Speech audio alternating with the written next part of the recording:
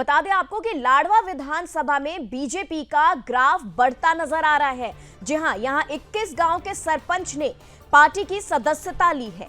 एक जिला परिषद सदस्य ने भी ये सदस्यता ली है। सीएम नायब सिंह सैनी ने पार्टी की सदस्यता इन्हें दिलाई है। तो बीजेपी की डबल इंजन की सरकार की नीतियों से प्रभावित होकर सभी ने पार्टी पर भरोसा जताया है। बड़ी खबर आपको बता रहे हैं हरियाणा चुनाव से, जहां सीएम नायब सिंह सैनी ने इन्हें पार्टी की सदस्यता दिलाई है। एक जिला परिषद सदस्य भी है जिन्होंने बीजेपी की सदस्यता ली।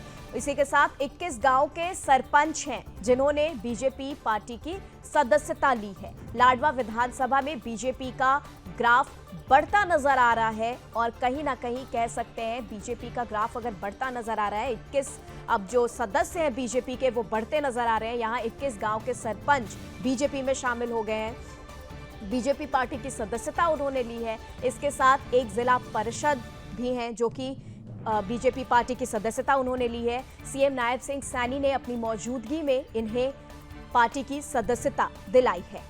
तो देखा जा रहा है यहाँ पर हरियाणा चुनाव पर इस पर खास असर पड़ सकता है, क्योंकि कहीं ना कहीं यहाँ पर बीजेपी और मजबूत होती दिखाई दे रही है। बीजेपी की डबल इंजन की सरकार की नीतियों से प्रभावित होकर इन्होंने अपना भरोसा जताया है पार्टी के ऊपर और बीजेपी पार्टी की सदस्यता इन्होंने हासिल की है।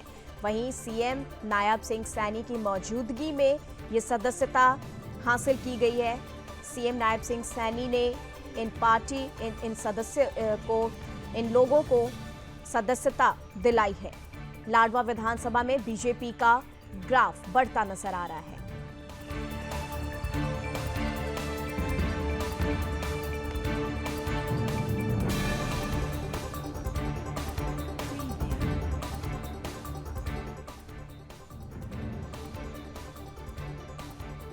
तो चलिए अब इसी खबर पर हमारे साथ हरियाणा से bureau chief Hareram Mishra live हैं, उनसे हम खास बातचीत करेंगे इस मामले पर।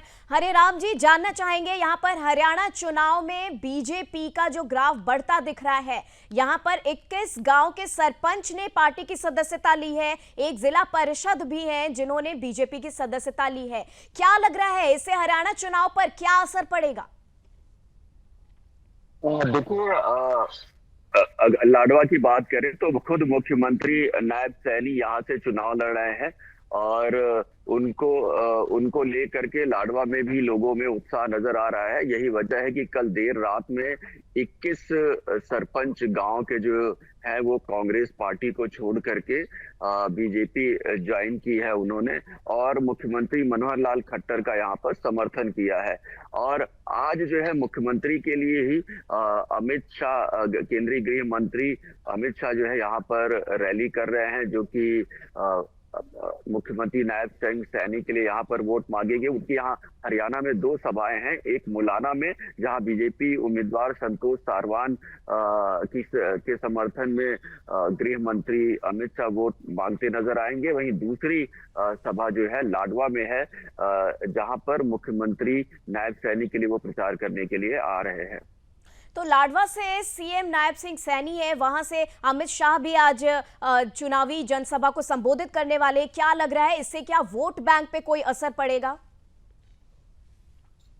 निश्चित तौर पर बड़े नेताओं की रैलियां होती हैं तो उनको सुनने के लिए ज्यादा लोग भी आते हैं और बड़े लोगों मतलब बड़े नेताओं से कार्यकर्ताओं को या मतदाताओं को उम्मीद भी ज्यादा रहती है कि वो कोई ना कोई ऐसी घोषणा या बात कहेंगे जिससे कि वोटरों को आसानी से प्रभावित किया जा सके। तो निश्चित तौर पे जो कैंडिडेट होता है वो उसकी कोशिश होती है कि वो बड़े नेताओं की सभाएं कराए जिससे कि उसे जीत हासिल करने में मदद मिले। बिल्कुल, इसी के साथ ये भी सवाल रहेगा हरेराम जी, क्योंकि देखिए 21 गांव के जो सरपंच हैं, जिला परिषद हैं, जैसा कि आपने बताया कांग्रेस पार्टी छोड़कर ये अब बीजेपी में शामिल हो गए, तो कहीं ना कहीं कांग्रेस पार्टी कुछ कमजोर होती नजर आ रही है और बीजेपी कहीं ना कहीं इन सदस्यों की वजह से मजबूत होती नजर आ रही है। तो क्या फर्क आपको लग रहा है? लाडवा विधानसभा में बात करें तो ये कांग्रेस की सीट रही है। यहाँ से जो मौजूदा विधायक है वो कांग्रेस के मेवा सिंह हैं और निश्चित तौर पे अगर कांग्रेस के कई सरपंच जो है कांग्रेस से इस्तीफा देकर के बीजेपी में शामिल होते हैं, तो निश्चित तौर पर बीजेपी को यहाँ पर उससे फायदा मिलेगा और मिलता दिख भी रहा है। जी, हरिराम जी, तमाम जानकारी के लिए आपका बहुत बहुत शुक्रिया। तो लगातार यहां पर बता दें आपको कि लाडवा विधानसभा में बीजेपी का ग्राफ बढ़ता नजर आया, जहां 21 गांव के सरपंच ने कांग्रेस को छोड़ के बीजेपी की सदस्यता हासिल की है। एक जिला परिषद भी उसमें शामिल है जिन्होंने कांग्रेस पार्टी छोड़कर बीजेपी की सदस्यता हासिल की है। सीएम नायब सिंह सैनी ने इन 21 सरपंचों को सदस्यता दिलाई है।